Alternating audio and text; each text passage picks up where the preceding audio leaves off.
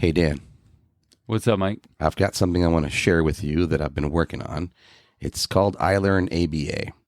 And I've been involved in this project for a couple of years now. We're trying to put out various products, but what we have right now available are 12 units, 12 CEUs that are available at a very affordable price. We need people's help out there to help us pilot our service. So I want to point everybody out to learn.ilearn-aba.com. That's learn.ilearn-aba.com is the website. And please use promo code ABA on tap to get 15% on 12 available units that are very reasonably priced. And please do lend your feedback here. Let us know how we're doing. So again, that's learn.ilearn-aba.com. Please do check it out.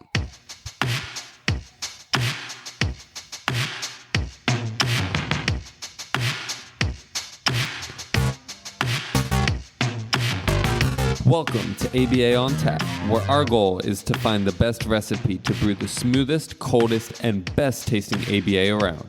I'm Dan Lowry with Mike Rubio, and join us on our journey as we look back into the ingredients to form the best concoction of ABA on tap. In this podcast, we will talk about the history of the ABA brew, how much to consume to achieve the optimum buzz while not getting too drunk, and the recommended pairings to bring to the table. So without further ado, sit back, relax, and always analyze responsibly.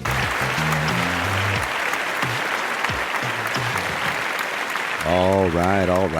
Welcome back to yet another installment of ABA on Tap. I am your ever grateful co-host, Mike Rubio, along with Mr. Daniel Lowry. Mr. Dan, how are you, sir? Doing great. Good to be back. Took a little time off, although they won't know it because we had a good backlog, but really excited to have Allyson on today. Allyson, yes, very excited for young professional superstar doing a whole lot of things in the field. That it's going to be quite a conversation today, no doubt. So just a quick intro. Our guest today is a licensed and board certified behavior analyst and instructional designer. She's the founder of Sidekick Learning, a platform offering resources and training for behavior analysts. Without further ado, Allyson Wharam.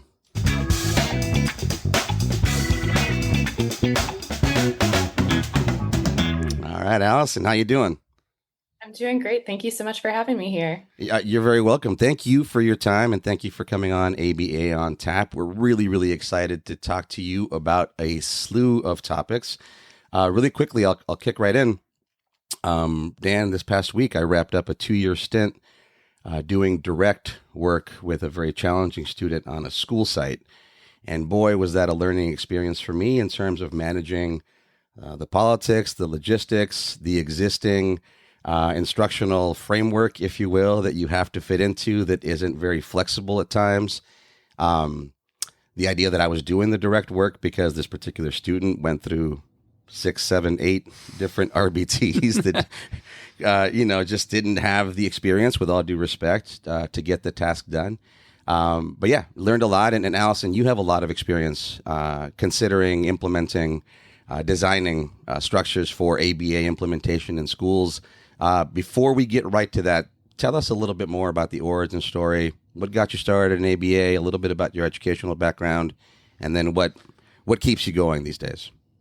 Yeah, absolutely. So I started out as an undergrad studying psychology. I was in Scott Geller's lab, who is long established behavior analyst who does a lot of work in safety. And so I was in his applied behavior Center for Applied Behavior Systems, doing really interesting stuff, collecting data on like bicycle helmet safety and credit card safety and all sorts of interesting projects. But I actually didn't know that the field of behavior analysis existed when I was doing that work, because we were really in this other realm. And so graduated with my undergraduate degree in psychology. There aren't a lot of jobs for someone with an undergraduate degree in psychology. So the closest thing I found was an ABA center. And I had a very rudimentary understanding of ABA, literally from my coursework, which was the Lovassian description of what ABA is.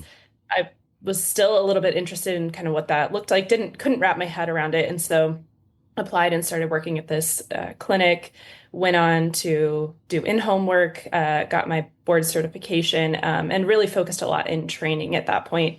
But in making the decision to become a BCBA, it wasn't really until I saw that I could do a lot with it, a lot outside of working with learners with autism. I love that work. I do that work, but I really love the science is what really kind of ignited my passion. And so what kind of sealed the deal for me was seeing that I could apply it in all of these different ways. So even in choosing what I wanted to study, I made the intentional decision to study instructional design and technology and got my master's degree at the same time that I got my verified course sequence, totally separately, but at the same time, because I already saw the overlap in how the science could just apply to everything. And then I really love training and things like that. And so that kind of started me out in my career, transitioned to working in schools, did some practicum supervision through a university, and some co-instructing as well through that university. So that kind of opened the door to seeing more of the other side of that. And through all of this experience, through my own supervision,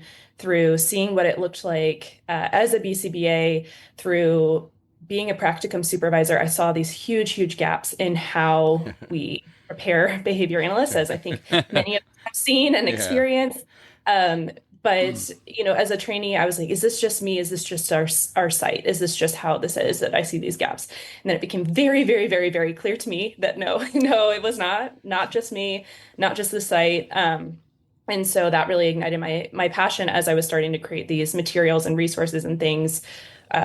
During my own supervision, I realized how little was out there, which then kind of led me into the work that I'm doing today, which is really, I still do some school consulting work, but really my focus and my passion is supervision and specifically designing and training other supervisors in how to be effective supervisors and developing a curriculum for fieldwork supervision, on-demand RBT trainings and things like that, that right now our training approach, I think, is so disjointed at every level, from technician all the way up. And so my goal is to really, my vision is for us to have a more unified approach to training that supports quality, because there are, as I'm sure we're going to talk about, there are a lot of problems, obviously, within ABA that are not historical problems. They're continuing problems in regards to quality, and it's not getting better as we are adding in all of these constraints related to insurance funding and the growth and a boon of new behavior analysts. And so I think it's actually becoming even more important rather than less important as our field grows. Yeah, we couldn't agree more. We're about 6-7 months into our own operation. After talking so much on the podcast, decided to put our money where our mouths were. And that's one of our main objectives, is to focus on the idea of the RBT and what that means, and the notion that there's this expectation that the RBT is going to become a BCBA and that's your only career route. It's almost like thinking that every registered nurse has to become a doctor, and that's not the case. You need people at a certain level of practitioners that are developing those content expertise. And we agree with you that there are a lot of gaps, a lot of things that we've seen historically. We like to say here on the podcast, you can train an RBT candidate to pass their 40-hour competency. However, that does not mean they're ready to go run a session. In fact, they're probably not ready at all to go do any of that, because they're missing a whole other aspect of what it means to deliver the service, and this particular to autism intervention. So you mentioned that your kind of initial experience in the ABA was instructional design. Can you talk a little bit about what that is, what interested you in that, and kind of where you went with that specifically? Yeah, absolutely. So I'm very much a systems thinker. So even when I was a new technician, I was kind of thinking a lot about how, to your point, we passed this initial competency, and this was like right as the RBT certification was even a thing. So I was never actually an RBT. I was just a technician. Same. Yeah. And so I was seeing, even then, from a systems lens, the amount of responsibility that I had as this kind of green new person, and feeling the weight of that and taking it really seriously, but also almost questioning like, how am I qualified to do this work? This is immensely important work. And do I actually have the training to do this? And so then I moved into that kind of onboarding trainer role and saw that at scale, really. And that's where I started to, before I started my degree in instructional design, started to see training as a huge mechanism for quality, that we can't change all of the systems. We're not going to change. We just can't. Like one person cannot change all these systems, but training can be a huge mechanism for supporting that. We're not going to get rid of the RBT credential, but how can we? At least I don't think so. Not in the near future. So how can we, if this exists, and this is what our structures look like, how can we ensure quality at that level? How can we support those folks, and how can we support organizations? And so even then, I didn't know how deep I was going to go into all of this, but I just saw training and was really interested in training. And then even just from the client lens, I am very much someone who just loves skill acquisition. I love designing instructional programming and things like that. And so I just, that was something I kind of latched onto. And so when I was looking at job, I didn't know what the field of instructional design was as kind of a separate entity. It just was interesting enough that I thought this will diversify. And so if I were to sum it up, as behavior analysts, most of us are instructional designers anyway, in the loose term of the word. We're designing instruction all the time. And so we can do that from a behavior analytic lens for our clients. We can do that as we're doing training and things like that. But it is actually a really, really intentional process that, as we're doing it for our clients, we tend to be very intentional, at least most of us who have that background in training. But often for our adult learners, we're not as systematic. So instructional design is both a skill, but it is also a separate field and practice with its own journals, with its own frameworks and models, some of which overlap with behavior analysis, some of which are kind of separate. And so it's kind of a nuanced answer of kind of what that looks like at a couple of different levels. So you spent a lot of time in your educational background in the School of Education then specifically. And Yes. yeah. So then your ABA introduction was really what you were saying, kind of your first employment opportunity, or the idea of applied aspects of it in terms of autism treatment really was then experiential and not necessarily academic. Yeah, absolutely. Yeah, that was more, experiential. And then I went to, FIT. I did the verified word sequence, but I didn't see a huge difference, at least in the online, because for personal circumstances, I could not do anything besides an online program at that point. And so I just didn't see a huge difference between the master's in ABA and the course sequence at the time for most universities. And so it's kind of the harder route in retrospect, but it was something I felt really passionate about. But I had much more experiential experience. But to your point of it being in a school of education, that was very difficult, to be honest, at first, because when you're in this ABA bubble, you think of things with this very specific worldview. And even I'm finishing up my doctoral degree in instructional design now as well, and just a continuation of the same program. And I'm working on my capstone, and most everyone on my committee, they're not behavior analysts. And so it's really interesting trying to explain even like the nuances of what fieldwork is and how kind of unregulated it is. But yeah, it can be tricky, but I think it is actually a good thing to have some sort of like outside certification to pull you out of the bubble, because I was firmly in the bubble, and it forced me to open my perspective to different kind of worldviews and ways of describing things. And that just because something isn't found in Java doesn't mean it is not or can't be behavior analytic. And what a cool foundation. I think I'm actually a developmental psychologist by training first, kind of fell into ABA and I fell in love with it. And, much like you, and seeing the differences and trying to find the overlap, right? I like to talk about the professional thesaurus. So many times we're talking about the same thing. It's just different words. And I bet you went through a lot of that. And again, what a fantastic foundation to launch from in having that, more staunch educational framework to then look at things like instructional design or curriculum towards intervention, for example. That has to have helped you a ton. Yeah. And it's even interesting within the School of Education, we have like the CNI core, which was like the K-12 sort of focus, and then instructional design, which is really more of that subspecialty area, even within all of that. And then we have ABA, and even then how each of those, how curriculum and instruction generally versus instructional design kind of treat things. It's, I don't know, like you said, we're often talking about the same things, but the frameworks are very, very different. Can you speak to that? I guess I would say dichotomy, but trichotomy of ABA versus curriculum and design versus instructional design? Can you speak to kind of how Yeah. they interact and might be similar or different? Yeah, absolutely. So there is a lot of overlap. It's kind of a huge Venn diagram in terms of the roots of a lot of these things.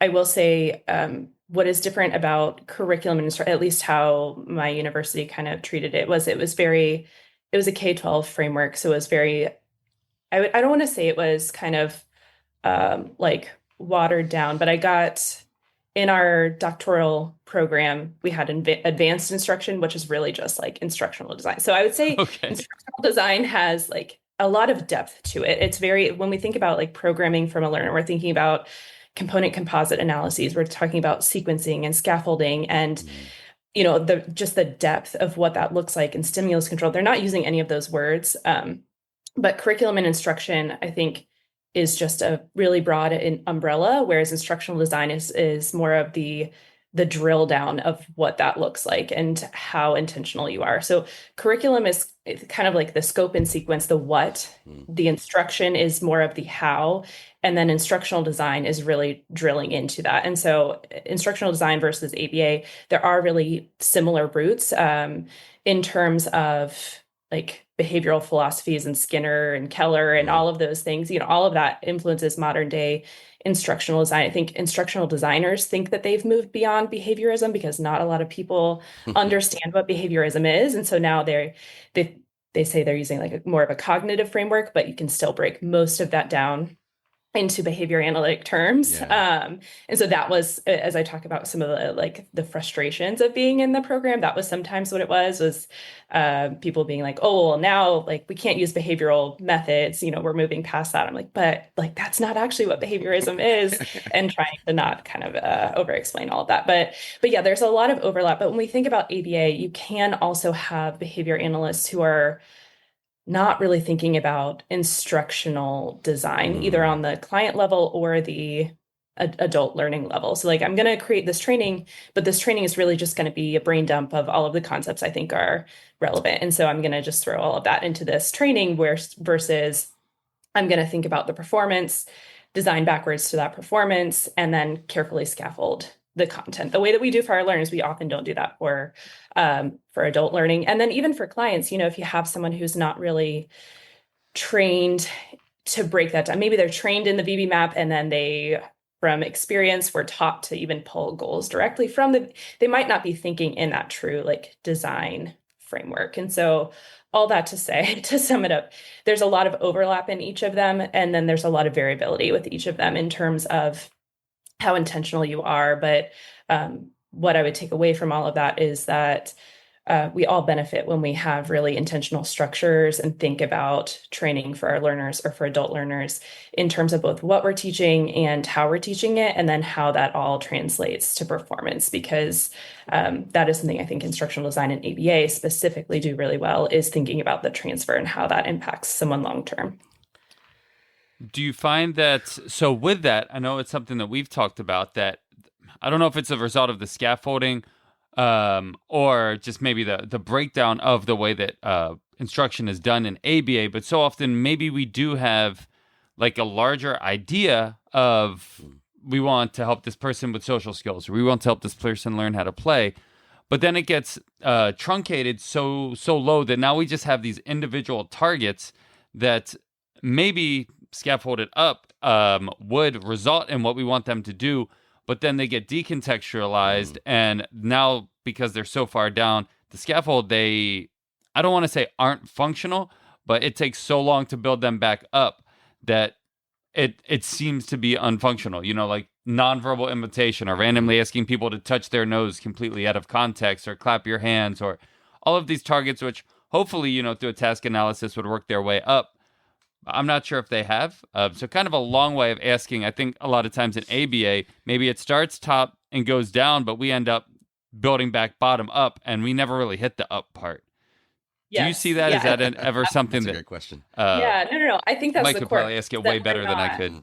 Perfect. Yeah, no, I think that's the core of it, is that, like, to your point, we have to have that long-term vision of what we're building towards in terms of a generalizable skill that helps someone long-term. And when we're thinking so granular. Like you do have to work backwards, but you start from that big picture and work to those smaller skills rather than here are some small skills and maybe at some point this will help with this. So it's kind of going, sometimes I see people kind of going in the wrong order, or like you said, I think decontextualizing is a great way of framing that, where people are just taught to pull individual goals and they haven't even thought about it through that bigger framework, or they've gone and drilled down so much that we're teaching it in a really robotic way. I think we've all seen this where it's like we're creating stimulus control that's so tight that even within this specific target, we're losing sight. So even when you go to build to that bigger goal, it's really hard to do that because you've created this kind of faulty, overly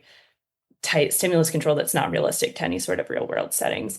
And I don't know that we do a great job in our training programs of even teaching that. Like a common skill I see, or not skill, but activity that I see a lot of debate about is creating materials. Can you count that for unrestricted hours? Is that behavior analytic?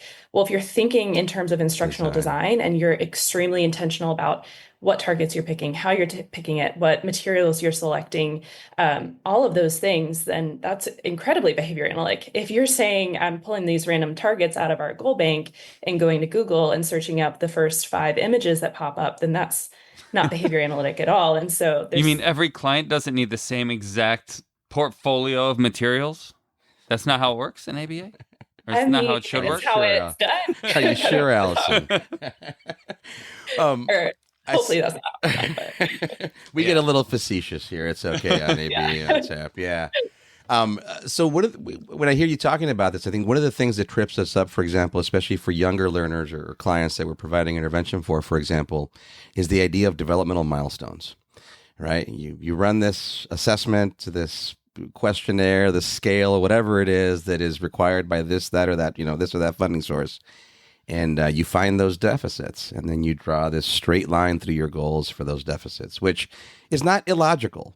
And then it's going to hit all of those pitfalls that you just talked about somehow. What else do you see that maybe trips people up? And then how do you open up people's framework or mindset to say, you have to have it's good to have a specific instructional design. And then even within that design, what margin of error is there for the incidental or for something not happening exactly how you planned it, but still maybe being able to hit the target somehow?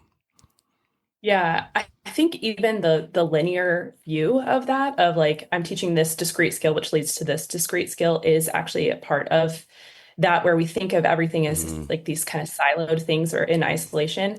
And that kind of made me think as well, to Dan's point, sometimes even when we're thinking about these really individual targets, that sometimes actually might be too high because we're teaching these rote skills because they don't have the underlying repertoires to meaningfully engage with that instruction. So what do I even mean by that? So even the VB map level 1, there are some skills there, even the very first ones, that are actually component skills of a lot of really, really tiny, smaller skills, even just like orienting to someone or, reaching, things like that. And so as we're thinking about instruction, sometimes we jump too fast into instruction itself and don't see how we should be teaching some of those underlying repertoires. But I think the biggest framework that I like to teach trainees and to have them to start to really think about this is component composite analysis, and how skills can recombine with one another to create this generative performance that just multiplies out, that we get all of these free skills because no one is taught every single discrete skill or target in their life. And when you have these underlying repertoires, that's where they can recombine, create these new skills, and then it again just kind of ripples out. And so I think that is almost skill 1 for them, for someone to be able to say, okay, first off, is someone ready for this instruction, developmental milestones, but also just developmentally in terms of their skill profile and their repertoires. And then how does that combine with some of the other things that we're going to teach them? The example I give all the time too is toothbrushing. I had a client who we worked on this for forever with him. When I say forever, like over a year, and he still wasn't independently brushing his teeth, but he didn't have any of the fine motor skills to independently manipulate the toothbrush in his mouth. And so even if we signed it off and said, yeah, he's going through the motions, he wasn't going to be able to properly clean his teeth on his own because he didn't have the fine motor skills in addition to some of the routine following skills. There was a lot there. And so if we had taught some of those individual skills in isolation, some of those fine motor skills, that could have benefited, and we would have still needed to teach toothbrushing, but that would have been much faster. And we would have gotten all these freebies in terms of the other skills that would have been much more efficient to teach. So I would say, yeah, it's a hard skill to tackle with folks as they're learning how to do this, but that I think is the biggest thing that someone can start to do and think about as a framework is how do we break down those skills and conceptualize them as parts of kind of a whole and how they can recombine. Yeah, no, that's great. And the idea that, again, it's not that straight line anymore. So the only way to bolster this particular child in brushing their teeth doesn't necessarily mean they have to practice brushing their teeth. There's now a million other things that you can do to build those requisite skills toward then brushing their teeth. And then, yes, there needs to be a straight line toward, are you brushing your teeth independently or not, based on all these things we've done. That's a great example. I really do appreciate that. And I do think that, for whatever it's worth, we miss that. We miss that along the way, whether it's training with younger professionals, whether it's just the way the curriculum or some set of instruction has been designed. There's a lot of room for error. And oftentimes you find these isolated, decontextualized targets in isolation that don't necessarily, they're good little parts, but they don't necessarily build up with anything else. It's just like a individual Lego piece with no other Lego pieces to connect to. Yeah. One thing that you kind of brought to the table, Mike, maybe like a couple years ago at our previous company was this focus on joint attention. And I'm curious, Allyson, your thoughts here, because I think it was honestly more of like a top-down approach to a lot of our programs that, we would work on whether we're working on socialization and it would be eye contact or attending or engagement or any sort of target. And we were finding that, again, they either didn't connect or the individual just wasn't that motivated and they might learn it, but it wouldn't generalize. So Mike kind of really focusing on joint attention, which wouldn't get us the goal mastery as quickly because we're not targeting these individual goals. There's some specifics of the joint attention. It would take a while, but once we were able to build that interaction with the person that we were working with, then we found whatever goals we would provide, we would be able to master off and they would be able to gain access to, that's probably not the best word, they would be able to start to show or exemplify more quickly because we did have that joint attention piece. So now kind of talking it out, I'm wondering if that's the high level goal or the prerequisite goal. Kind of where would you put that and what are your thoughts on that? I think it depends on the learner, right? Even as we're talking about composite analysis, it's a component for one goal is a composite for another. And so joint attention, there are many different underlying repertoires that kind of go into that. Nice. And it's a pivotal skill that goes and is a component of many, many, and almost every other kind of interactive instructional skill that you engage in. So yeah, and I think to your point, when you teach that, then like you said, it takes time on the front end, but then it makes your instruction much more smooth on the back end. And I don't think we're not strangers to that with building rapport and therapeutic relationships and some of the work we need to do on the front end. But I do think that we sometimes miss it when we think about how to even break down skills. We just don't go back that far. We start at maybe where our assessment tells us to start without digging deeper and using our analytical skills. Yeah, no, that's I like the way you described that. And it was a shift. I think it was a purposeful shift. Just a quick background. We were moving into pre-diagnostic intervention realm. And I just really wanted to provide the motivation to our staff to start doing things, to find new ways to do things. And the whole notion was, well, we do this type of ABA for kids that have an autism diagnosis. These kids don't have that. Are we going to do the same thing or does it warrant something different? And to your point, that was sort of the shift I wanted to make, is in saying we have all these great stimuli that we present and these great designs that we create, and they're awesome.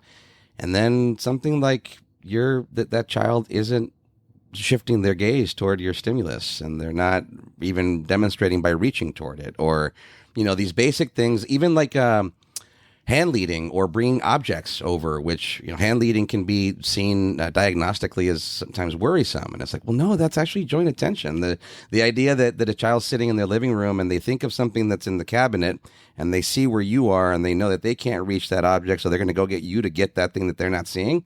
That's pretty darn impressive. How do we promote that? And then how do we shape it into something else, right? So that was kind of the whole point there is, yes, maybe this spurs more discussion, but the whole sort of top down, bottom up is what we're talking about here. And saying, yeah, we've got all this great task analysis. We know what targets developmentally and based on milestones and deficits that we've assessed. We know what we're looking for.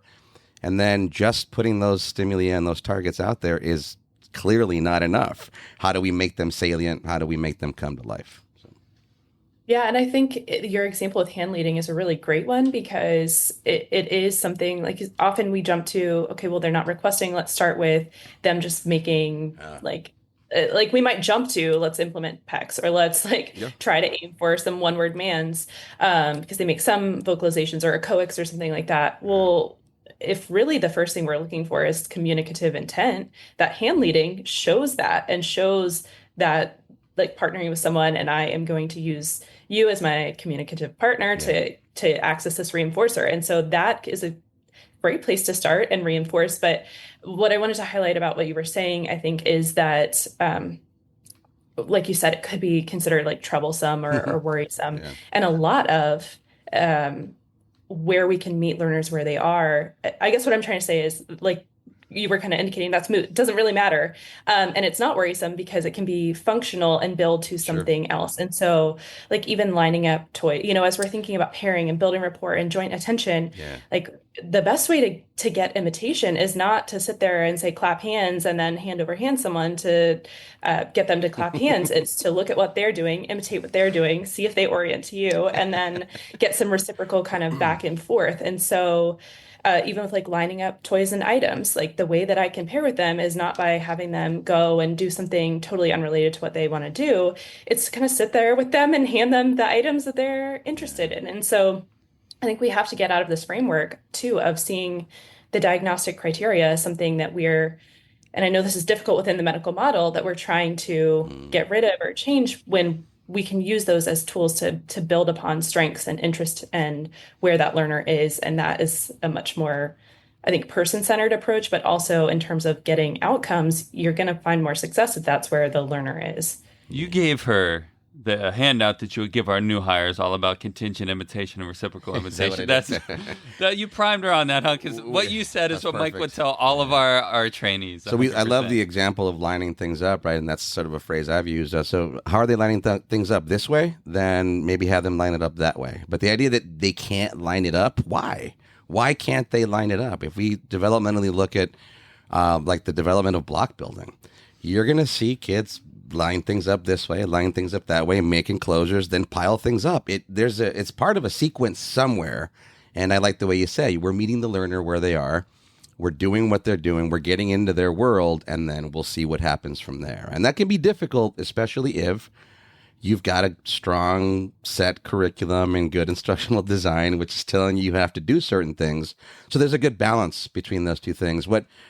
Talk to us a little bit more about how you try to strike that, or what you recommend to people to say, hey, look, this is what we've planned. And yes, we want to stick to the plan.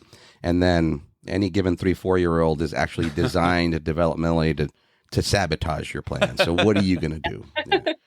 So part one of any instruction is analyzing the learner, the context, where they need to use the skill. And so as we're designing instruction, that is part of the instructional design itself, is ensuring that we're meeting that learner where they are. The other thing that is sort of related to that you're getting at, I think, is flexibility in terms of responding to the learner. And so I think there are many different things there. The first is with any sort of instruction, making sure that the steps are small enough that you're actually shaping and are meaningful. So as we're thinking about like a curriculum or anything like that we're not doing kind of having huge jumps between those. But even as we're writing a program, we take one skill, we break it down into components, all of that we're shaping. We need to have in the back of the mind, first off, the entry level behavior of exactly where that learner is. And then we need to have that clear context of where we're going. And then within that, I am not I know this is counter to how a lot of people are taught, where you have to deliver the exact SD all the time. And that might You be, don't? It's a lot of Say what? some people would be shocked to hear it. gonna have But to think a click- lot of about- ABA blasphemy today. I was going to with say, we're going to Allyson have to Wharam. click the may include blasphemy. But even, I mean, and maybe, in some cases for some learner, you are starting really specifically with one because they need to learn, That's and then good to you're clarify. expanding that. Yeah. But so often it's like, well, they mastered sit down, and it's just sit down, and you're not thinking about all the ways that that might be said to the learner or the different contexts and things like that. And so often I see generalization framed as with people in 3 settings. Well, generalization is not just people and settings, it's materials and behaviors and contexts and all of those things. And so Nice, very nice. within how we're setting up our instruction, we want to program some inherent variability in the materials that we're using, in the stimuli that are going to signal to engage in that behavior, all of that. And again, that might be part of the shaping process where we start with really a more tighter example, but we need to quickly move on to introducing some of that variability. And I think where it comes really, really difficult, and I would love to hear what you guys say about that, is as a behavior analyst, you have the background training to make some of those in the moment decisions.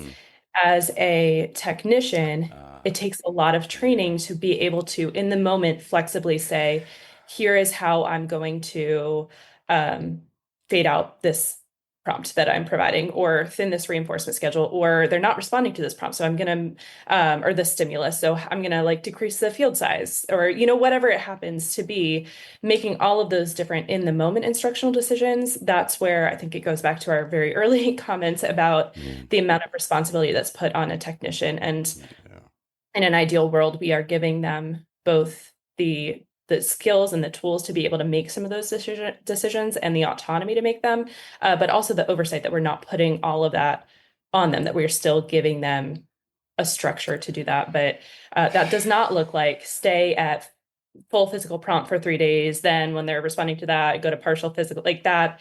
That just kind of makes my skin crawl. But I have literally seen that as you might have as well. Yes, it's the exact discipline that we came from. And again, as you're describing it, from an experimental design perspective, I understand why we would worry about all those variables, or what we might even find them of interest. And then the notion that in a dynamic interaction, you're going to be able to somehow account for all those things is also quite impossible.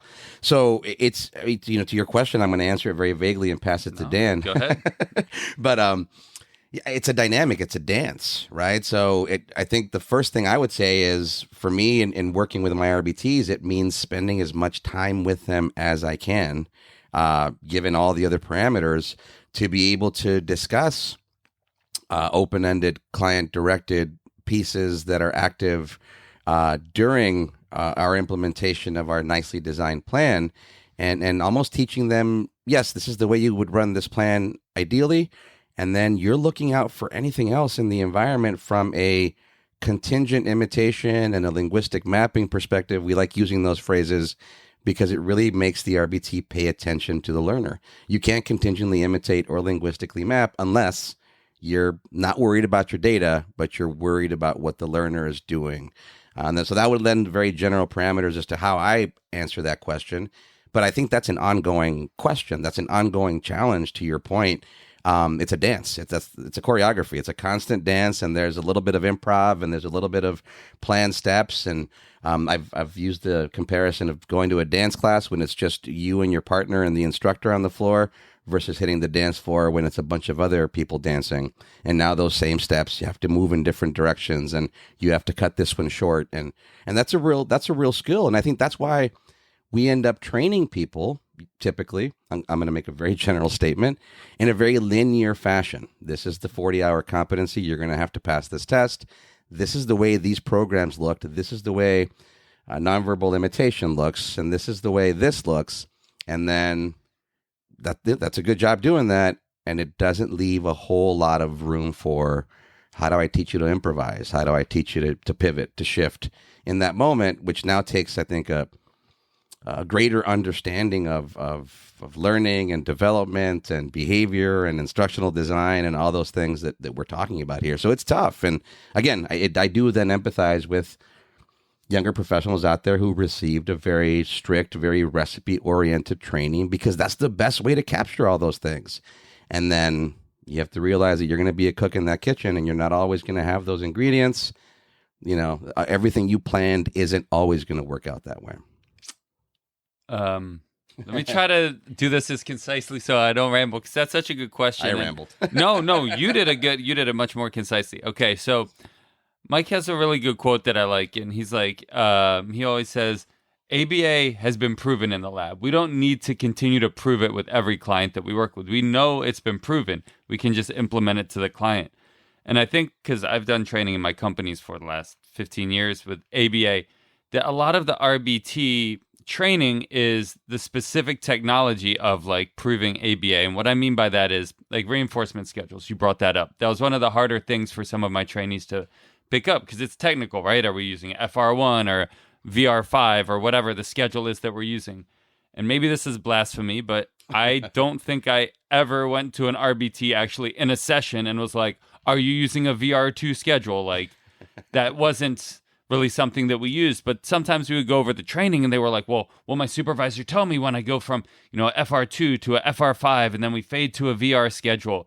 It's like, well, no, not necessarily. I mean, we could, but is your client engaged? Like, that's what we're talking about. That flexibility and fluidity is your client engaged? But the RBT tasking is so scientific from the terms. It's like each RBT we're trying to get to prove the exact science, which has already been proven. And they're getting this, like you said, specific recipe with these specific terminologies. And the whole thing they're losing. And if they're doing one of two things, they're not understanding it, or they're understanding it and they're trying to put it like physical prompting schedules, right? Like schedules of prompting. Like maybe there's a specific prompt fade out schedule and they're actually ready to move to a less intrusive prompt, but that's not part of the fade out schedule that was provided to them. So it's like, well, they're going to be very rigid because they were trained in this rigid way of you go, physical prompt and verbal prompt and gestural or whatever it is. And they're only on the gestural, but the person might not even need that level of prompt. So I think it goes back to that scientific piece of continuously trying to prove it versus the just application of working with somebody one-on-one, trying to engage that person. And I think that's where a lot of it's lost. And that's where I wanted to ask you the question of, do you find that there's like an inflexibility in the academic side of things? And like, Mike, you mentioned linear. Like, do you find things are very linear and kind of inflexible because you do have to have a level of concreteness in academia that you don't have to have in one-on-one service? Hopefully that wasn't too much of a ramble. No, it makes sense. And I do want to highlight first kind of what you were saying, because I think it's so important. But we're natural science. We know that, but we are a human service field. And so we have to respond. The skill that you kept going back to, both of you, is essentially just responding to the person in front of you. And so that is skill number one. Everything else we teach has to fall under that framework, whether it's reinforcement schedules, whether it's prompt fading, whether it's assent and how to respond to assent, and reinforcing mandate. All of that requires at its core partnering with the person in front of you and responding to them. And so I think yes and no. I think actually what I see is more of a lack of conceptual understanding, which makes it really, really hard. Not that trumps anything, but you can't teach someone as easily, at least, how to be really thoughtful about all these dimensions if you don't have a way to talk about this and they don't have a conceptual framework for it. Sure. So the example I always give is, even in our supervision curriculum, conducting an FBA is really late on there because you have all of these foundational skills. They have to understand motivation. They have to understand setting events. They have to understand reinforcement and all of those different contingencies at play, skills, replacement behaviors, all of these different things in order to be able to conduct an FBA. And yet I have people who have come to me who have finished their ABA master's program and can't even discriminate between positive and negative reinforcement. So not that the technical understanding trumps the applied setting, but there are certain things that I see as a barrier to effective fieldwork supervision if we're having to teach some of those things from scratch. So, Your but FBA piece, I just want to highlight that for a second. So, like, take a young person, a young BCBA doing an FBA, and I think what you said was so important that there's another person in front of you. Usually with the FBA, it's going to be the parent. And I think so often, even in the field of ABA, and I'm sorry if I'm sidetracking the point, I just wanted to make sure that we talked about this before we moved on. Like, there's another parent in front of you. And historically, FBA would be like, okay, what medications is your child on? What are the areas of weakness? What do you want to work on? What are you having difficulty with? And there's this structured FBA. I mean, every company I've worked for, including ours, has an FBA form. Like, you have to have an FBA form. But at the end of the day, there's somebody in front of you, and that person might just be struggling with coping with the diagnosis. They might be fighting with their partner every day. They might be fiscally insecure. So, like, got to connect with that person and figure out they might be having difficulty with their child going to the bathroom, but that might be number 12 on their life difficulties, but number 11 aren't on your FBA form, so you're not going to figure out what those 11 are, so you're not going to really help that parent. I don't know if you have any thoughts on that, but you made me think about that when you were talking about conducting an FBA for a new professional. I think a lot of that gets lost with our structure. yeah.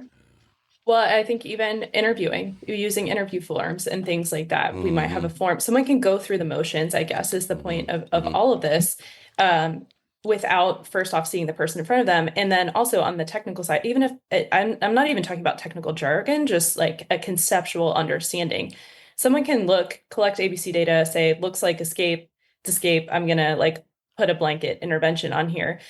But like deeper than that, even for the client, what if I peel back the layers? What are all of the things that are motivating us? Okay, it's escape. So what? Escape to what? Escape from what? Like, what is motivating that escape? Not just in the moment, but big picture. And so, but like someone can go through the motions, someone can fill out that FBA form, but they can do it without partnering with the stakeholders. They can do it without really seeing the client. And so yes, but it is that kind of intricate.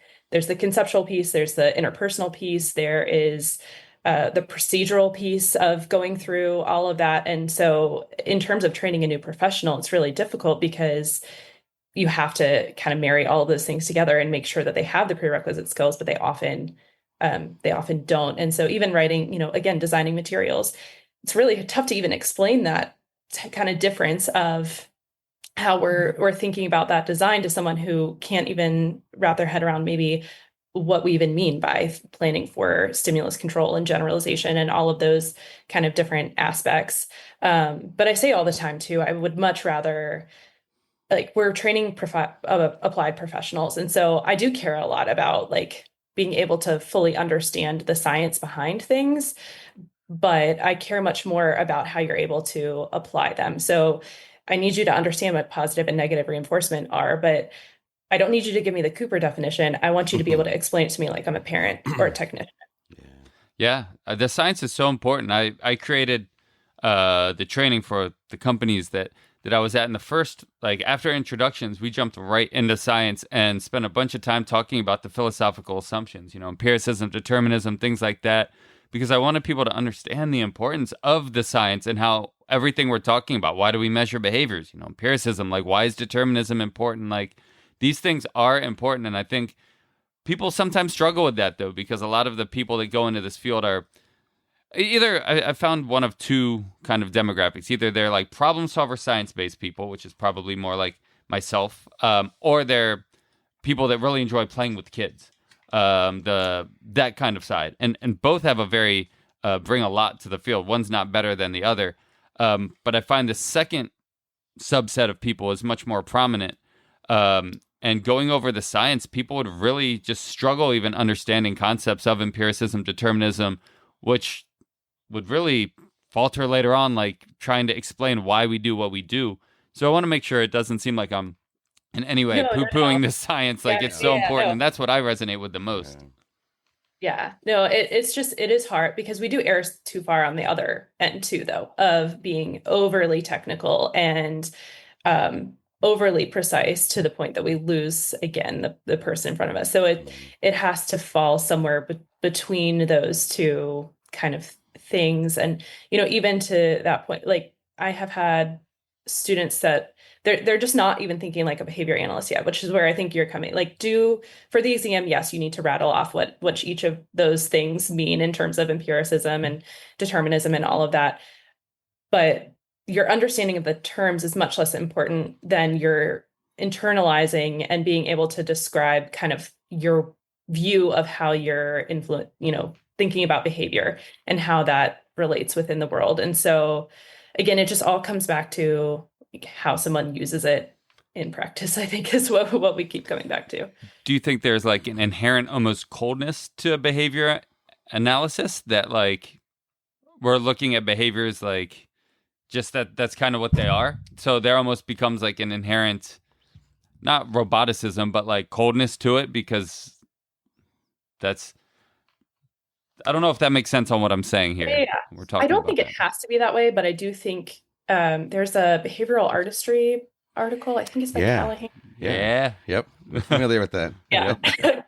And if I remember correctly, Callahan, 2019. And they looked at the interpersonal skills of ABA practitioners and found that we do score lower on some of these areas. I think one of them was like warmth, for example. And so whether or not that's inherent in our science, I would argue no. We're in applied science. It's just how we, as the culture of our field, I think, has been shaped where like maybe you are punished by your supervisor if you explain something without like the technical jargon, and they might want you to be super super super precise and give that Cooper definition. And so again, not to make blanket statements, but I do think it is like a cultural problem in our field that we are actively combating against. I think there's more and more research about compassionate care and partnering with caregivers, not just like training them. How do we actually partner with stakeholders and things like that? And so